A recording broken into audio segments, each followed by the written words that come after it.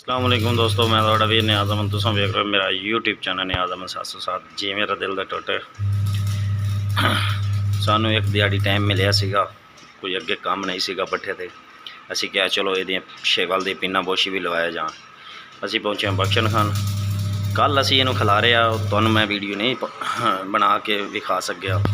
अज असी इसकी फिटिंग कर रहे हैं तो मैं दोस्तों नाल वीडियो शेयर करिए। वीडियो अच्छी लगे तो चैनल में सबसक्राइब करिए, बैल आइकन प्रेस कर दिए ताकि आने वाली नई वीडियो तुहाडे तक पहुँच सके। तो जी मेरे दिल दे टोटे तफसीली वीडियो बड़ी मज़ेदार बनने वाली है। वीडियो एंड तक वेखियो, इंशाल्लाह तुहानू मज़ा आएगा।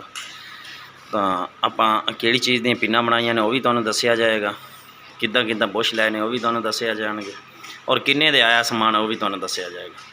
तो कारीगर लगे खड़े ने सर। असी खड़े हैं मेन बख्शन खान, डाकखाना बख्शन खान, तहसील चिश्तियां, ज़िला बावल नगर। मेन रोड पर खड़े हैं माशाल्लाह। ज़रई वर्कशॉप बख्शन खान पहुँचे खड़े हैं असी।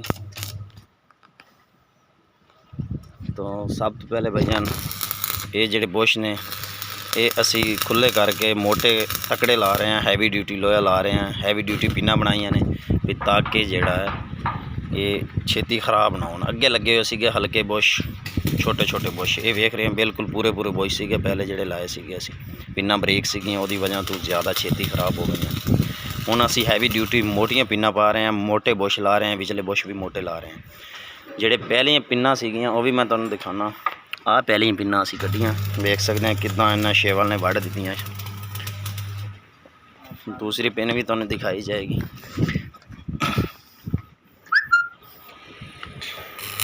चैक कर सकते हैं पिन्ना किहड़े तरीके नाल ना वड्डियां गईयां ने। क्यों वड्डियां गईयां ने, उसदी वजह यह आ कि ये पिन्ना भी बरीक पाईयां गईयां ने, बुश भी हल्के सीगे, तो कुछ इन्हां नूं ग्रीस भी नहीं हुंदी सीगी, सुराख बंद सीगे, उसदी वजह तो ये वड्ड हो गई।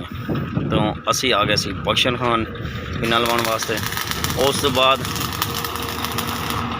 पिन्ना भाई वैल्ड कर रहे हैं, चैक करो। उस तो बाद असी एदियां आ जड़ियां आ वालियां टक्करां ना ये असी नवीं ला रहे हैं।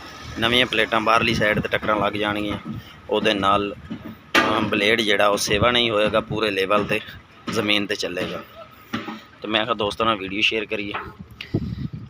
अगर तुसी पिन्ना बनाउणी है तो विचले बुश भी तुहाडे पूरे होने चाहिए, आ वाले बाहरली साइड ते भी हैवी ड्यूटी बुश मोटे होने चाहिए ताकि 4 दिन चले।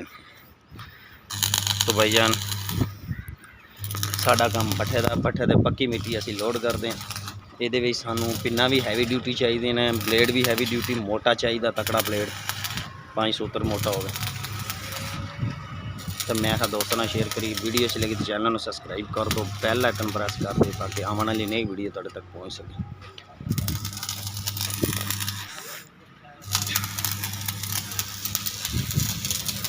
अच्छा उस तो बाद जड़ियाँ असीं इहदे विच पिन्ना बनाईयां ने, ये शाफट दी पिन्ना बनाईयां गईयां ने।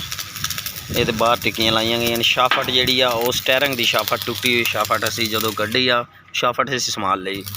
उस तो बाद उस पिन दियाँ उस शाफट दियां असां पिन्ना बनाईया ने। एक और भी इत्थे पिन फिरदी होनी, मैं तुहानू चैक करो ना। आ जी शाफट की पिन बनाई गई है, चैक करो।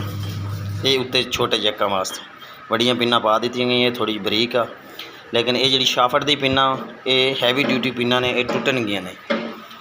तो मैं आखा दोस्तों ने शेयर करिए। मैं इहदी वीडियो तुहानू अच्छी लगी सी, वीडियो एंड तक वेखा करो। बड़े शौक ते बड़े मान नाल तुहाडे वास्ते मैं वीडियो बनाउणा।